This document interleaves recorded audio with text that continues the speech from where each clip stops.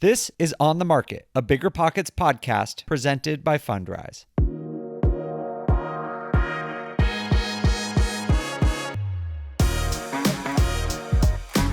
Hello, everyone, and welcome to On the Market. I am your host, Dave Meyer.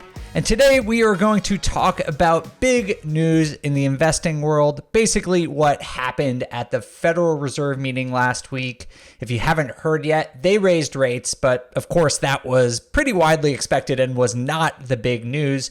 But what did happen on top of that sort of headline news was really important and gives us probably the clearest picture yet that we have seen over the last couple of months of where the Fed is intending to go. I'm not sure if everyone listening to this knows this, but on top of just raising the federal funds rate, which they did, 75 basis points, they also have a press conference, which is really closely followed by investors and nerds like me. And they also release something called the Summary of Economic Projections, where the Fed actually tells you where they think the economy is going and what they're intending to do about it. And not a lot of people look at that, which I think they should, because the Federal Reserve, as we talk about on the show all the time, the Federal Reserve is sort of sets the rules for the entire investing world, not just real estate investing, but the stock market and bonds as well. And if the Federal Reserve is telling you what they think is going to happen and what they intend to do about it, you should probably pay attention. But I know not everyone wants to read through that, so I did. And I will tell you what's in there and give you some of my opinion and some other analysis about what this Fed announcement means for real estate investors, because, you know, they have been raising rates for the last couple of months, but to me, this meeting was probably the most impactful for the future of the housing market, let's say the next 6, 12, 18 months, than any of the other meetings. And I'll tell you why about that in a minute. But that's why we're going to do this show today. That's why we're going to go deep into this topic. So you're definitely going to want to stick around for this. But first, we are going to take a real quick break.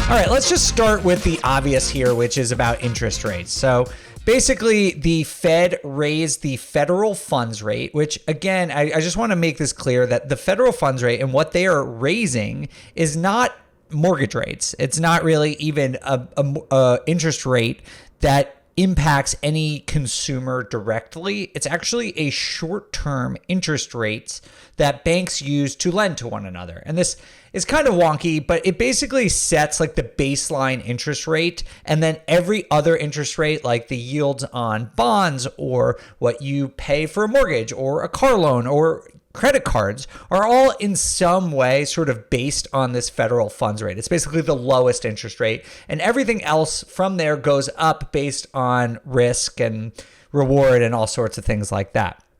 So what happened was the Fed raised this federal funds rate 75 basis points. And if you don't want to know what a basis point is, it's just a weird way of saying 0.01%.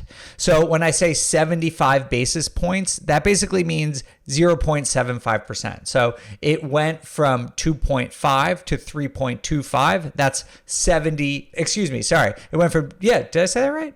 It went from 2.5 to 3.25. That's 75 basis points. And so that's where it is now. And the federal funds rate is actually a range. So now it sits between 3 and 3.25%. Now, that again was kind of obvious. People actually thought there might be a 100 basis point hike after the most recent inflation report, because that was so much higher than people were expecting. But the Fed decided to pursue a more predictable course, I would say, and just did the 75 basis point hike. That's what people were expecting. They typically want to do something that's not super out of line with the market's expectation, and that's what they did. Not a lot of news there. But in addition to this immediate hike, we now know that rates, and this is the important part, we now know that rates will likely climb higher in the coming months and actually into next year, into 2023. And you might be wondering, how do I know this? How do I know what's going to happen with rates? Well, the Fed just tells us this. It's not rocket science. I'm not looking into a crystal ball. And like I said at the top of the show, they release something called the Summary of Economic Projections. And after every meeting, they do this, and it tells you, they put out expectations for inflation and economic growth. But what we're looking at today is really what their expectations are for monetary policy. Basically, where are they going to set the federal funds rate? And to me, the most important part of this entire Summary of Economic Projections, at least for what we're talking about today, is known as the dot plot.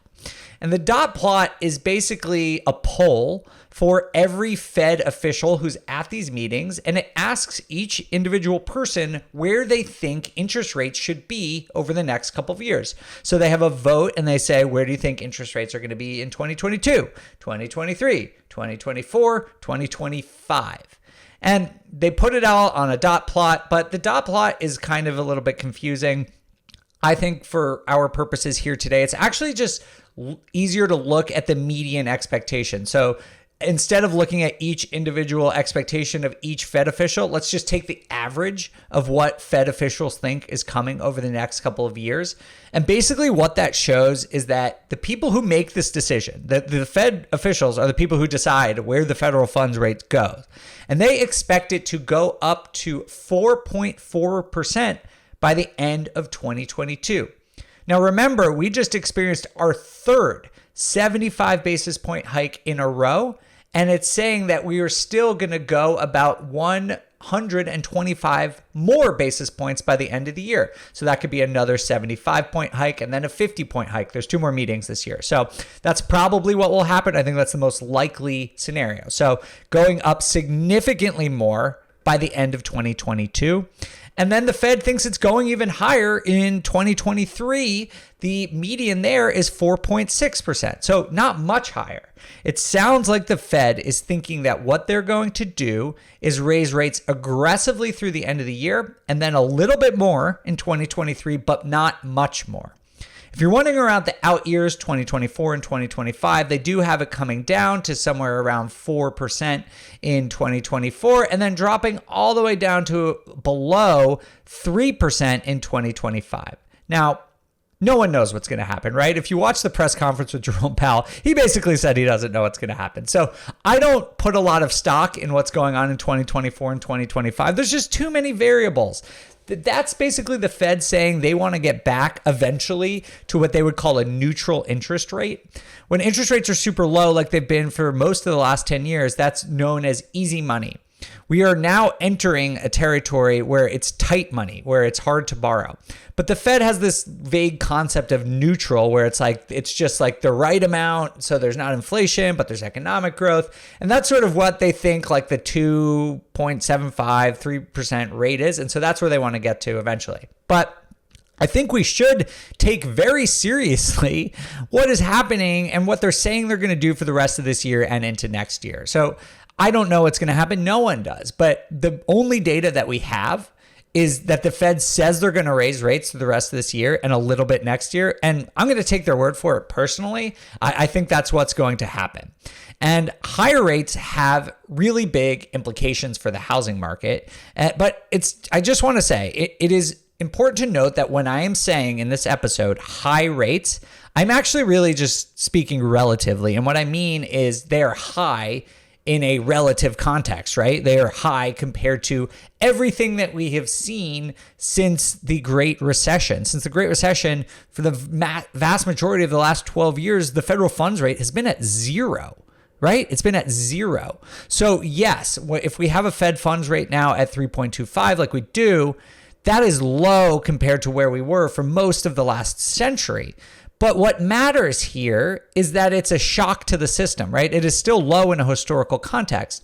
But if you go from 0 to 3 really quickly, like we have, this can be pretty shocking to the economy. And I do think we're going to see some shocks through the economy. So that's sort of what happened with the federal funds rate. So the second thing I want to talk about is about mortgage rates, because that's what really is going to impact the housing market directly.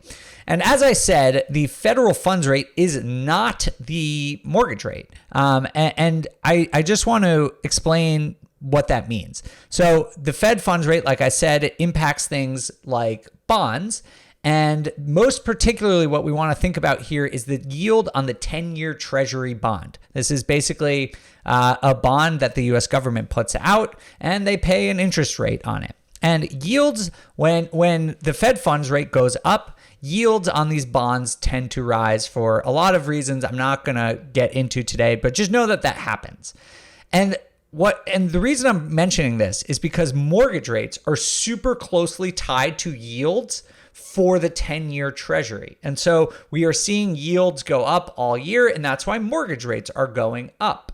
So just know that. So that they're mostly tied to bonds. And what you want to look at if you are trying to predict where mortgage rates are going to go is that bonds are what matters here, not really the Fed fund rates. So my analysis of what's going on and based on this analysis is that mortgage rates are probably going to go up over the next couple months. I wouldn't be surprised, let's say, if we see mortgage rates enter the low sevens over the next couple of months, but I'm not expecting rates to just like keep going up linearly, right? You know, we've seen this really aggressive rise in mortgage rates, but I think that is going to slow down even despite this news that the Fed is going to raise rates into 2023.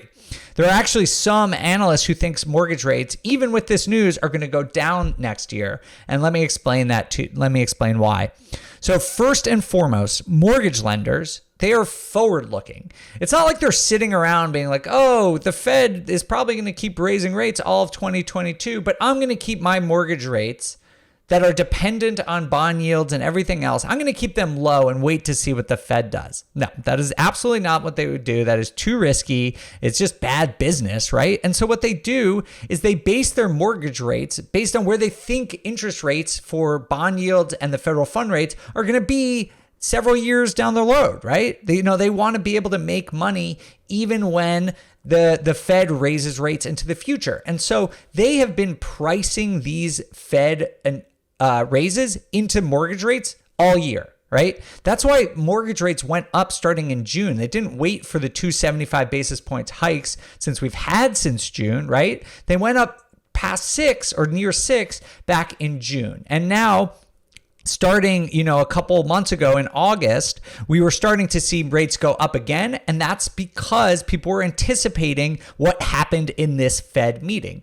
So it's not like all of a sudden the Fed announces that they're raising rates and mortgage brokers are like, oh, damn, we got to catch up. We got to raise rates. Like they've already done this. Like they already did it. And so now they're, of course, going to adjust a little bit. Yields on bonds are going to adjust based on what the Fed said. But they have already been thinking about this and the adjustments are going to be smaller. And in these times of uncertainty, mortgage brokers are going to err on the side of caution and make rates go higher to cover their bases, right? They want to make sure that they have good rates, even if the Fed keeps raising rates even higher and higher. The second reason that I think that mortgage rates are not going to just keep skyrocketing is based on what I said before about the 10-year Treasury. They are very, very closely correlated. For any other stats nerds out there, the correlation is near 1. It is 0.98 from my analysis. So that just means, if you're wondering what that means, is when one goes up, the other goes up. When one goes down, the other goes down. They're very tied. They move in lockstep.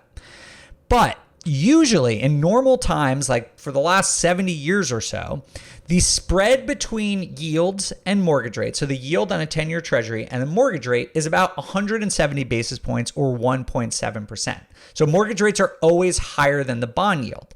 And the reason the spread exists is based on a bank's business, right? If you are a bank and you have millions or billions of dollars to lend, you have to decide how to lend it to people, right? You can lend it to me as a home buyer, or you can also lend it to the US government in the form of a bond. After all, that is what a bond is. You're basically lending the US government money and they are going to pay you back with interest.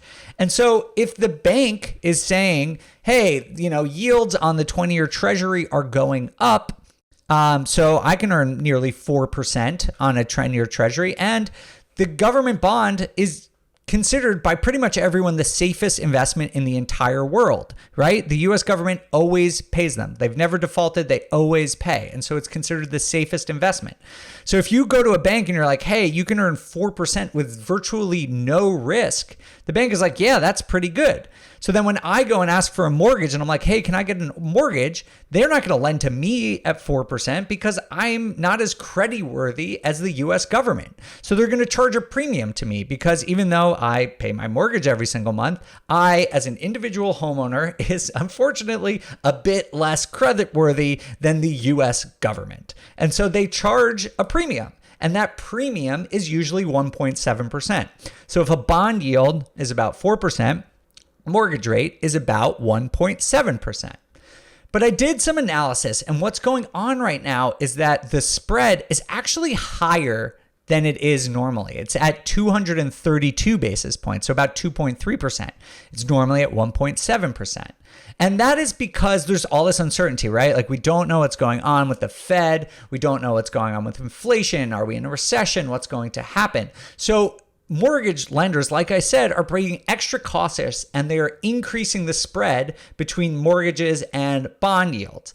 And that's probably going to stick around for a little while. But if the Fed holds their line and does what they say they're going to do, and inflation does start to come down, I think people will start to feel a little bit more comfortable, and the spread between bond yields and mortgages might start to come down. Of course, bond yields could keep going up a lot more, but again, bond yields have largely priced in these Fed decisions. So those two things make me feel that although I do expect rates to go up, they're not going to go up like crazy because we could have some reversion to the mean or the spread between bonds and mortgages. And a lot of this has already been priced in for months.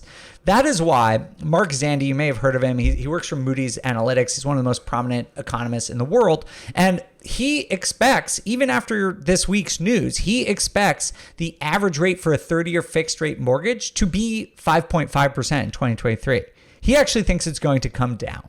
So that might happen. I don't really know. I'm not an expert in bond yields. I'm not an expert in mortgage prices, but I do think these two things do suggest that although they probably will go up, again, I wouldn't be surprised if we get into the sevens, that we are probably not going to see this linear mortgage rate growth like we've seen over the first 3 quarters of this year continue throughout this year and into 2023.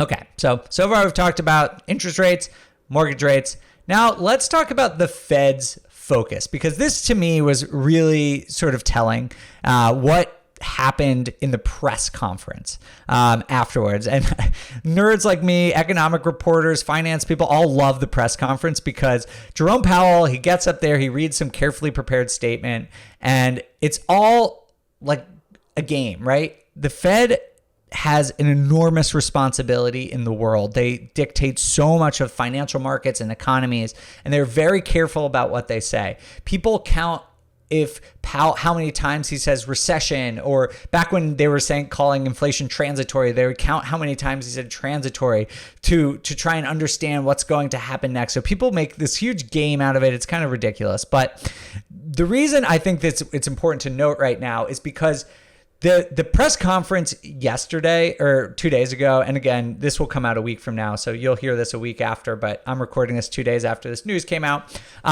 Jerome Powell, he was pretty darn clear about what he is expecting, clearer than he usually is. And I think he said some things that were really noteworthy that sort of tell us the Fed's intention and where they're going to go. So during the press conference, a Washington Post reporter named Rachel Siegel pointed out to Powell that the Fed's own summary of economic projections, remember that's that data that they just give out when they meet, they are predicting now that unemployment over the next 2 years is going to rise to 4.4%. And that is a rate at which typically brings about a recession. Remember, we are not technically in a recession by many people's definition of recession. We are, but the National Bureau of Economic Research has not officially declared us in a recession yet. But this reporter was pointing out to Jerome Powell that the Fed is basically predicting a recession, right? So here's what the chairman said back, and I'm going to paraphrase briefly here, but he said, "We have always understood that restoring price stability," which as an aside just means reducing inflation.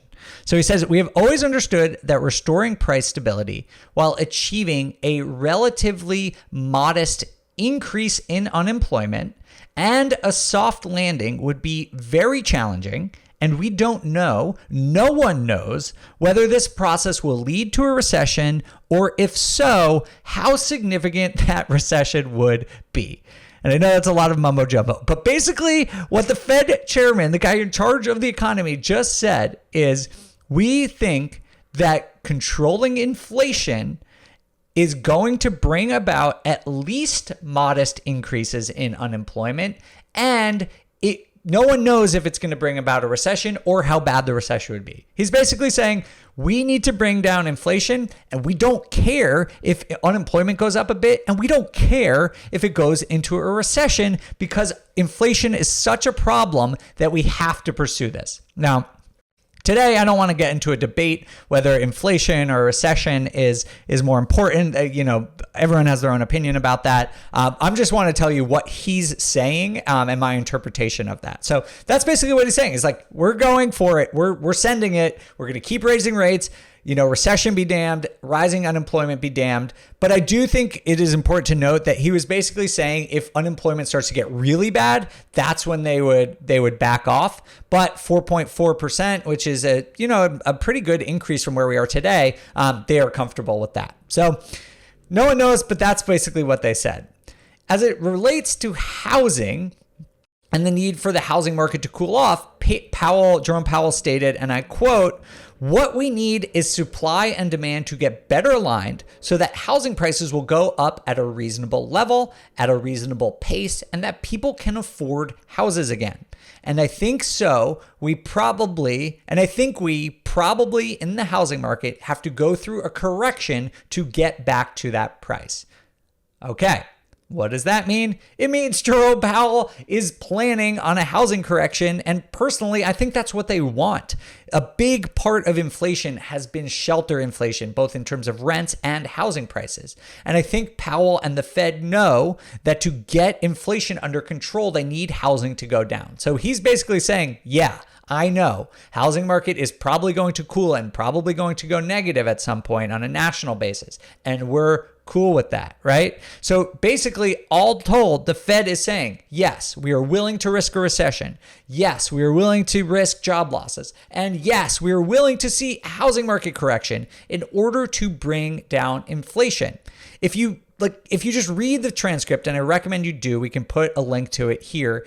He wants this. This is how you bring down inflation, is you get prices to come down and you get people to stop spending money. So he wants a recession. He wants job losses. He wants a cooler housing market because that would bring inflation under control. Of course, the Fed could change their mind, but this press conference, he said in very clear terms that they're going to hold the line inflation. They are going to keep rates high. They're probably even going to raise rates, even if this is going to cause all the things that I just said. So that's my interpretation of Jerome Powell's speech. Is he was not pulling any punches. He is not messing around. He is telling us all in very clear terms what to expect. And to me, that is high rates, housing market cooling significantly, probably going negative in a lot of markets, not every market, but in a lot of markets. We're probably going to see unemployment go up, and we're probably going to see a recession officially, even though we're not officially in one yet. So here, all in all, everything we've talked about today, basically why I wanted to make this show and why I think this is so significant is because over the course of this year, over the course of 2022, many investors have been hoping for a Fed pivot, quote unquote pivot. And basically, a lot of investors had this theory that the Fed would raise rates up to a point where it would slow things down. The housing market would cool like it has been. Companies would probably be hiring less and things would, start to cool off. But they wouldn't risk, a deep recession or a lot of job losses or huge crash in the housing market. And they would keep it around 2.5-3%, sort of that neutral Fed funds rate that I was talking about. But to me, this press conference just completely kills that theory about a pivot. The Fed is extremely careful and they are very deliberate about what they say. And if they were keeping their options open for a pivot, they wouldn't have said the stuff that Jerome Powell said yesterday. Like the data it shares, everything they said right now is that they're going to stay aggressive in the fight against inflation, even if it causes economic pain elsewhere in the economy. And that is what we should expect. The most notable implication of all this is for housing prices. And we all know by now that as rates have risen over the last couple of months, demand in the housing market is starting to drop off, and prices, that is putting downward pressure on prices. We've talked about that a lot on the shows. Most recently, we are seeing a lot of West Coast markets start to decline.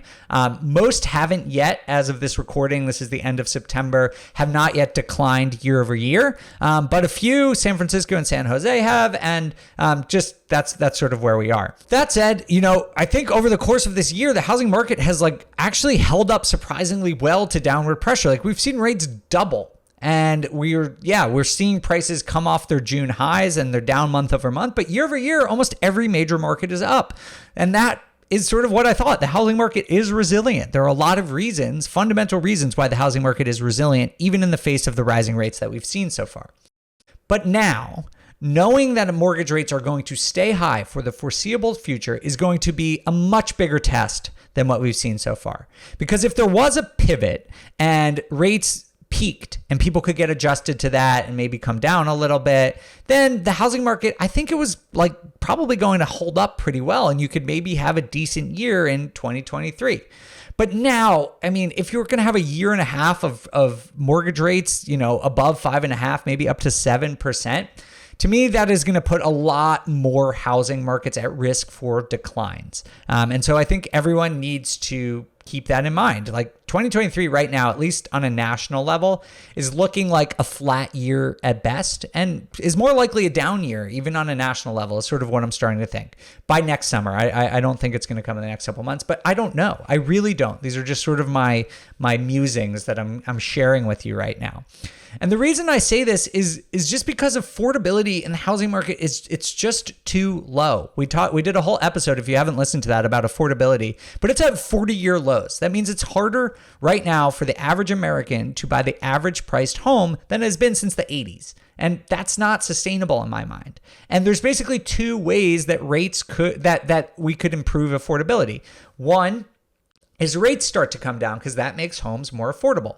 But we just got told that rates aren't coming down. And so the only other way for homes to become more affordable, other than massive wage growth, which we are not going to see, is that housing prices start to come down and make homes more affordable. And so that's why I think there's going to be this sustained downward pressure on the housing market. And I want to be clear that even given all of this news, I still do not think we're heading for a crash. And I define that as declines at a national level of more than 20%. I don't think that is going to happen. The credit quality is still good. Inventory is actually starting to level off. People who know more about this than I do, professional forecasters, think that really the downside, the biggest downside, is somewhere around 10%, on a national level. We don't know if that's what's going to happen, but it is worth noting that that's what a lot of experts and people who forecast this stuff think.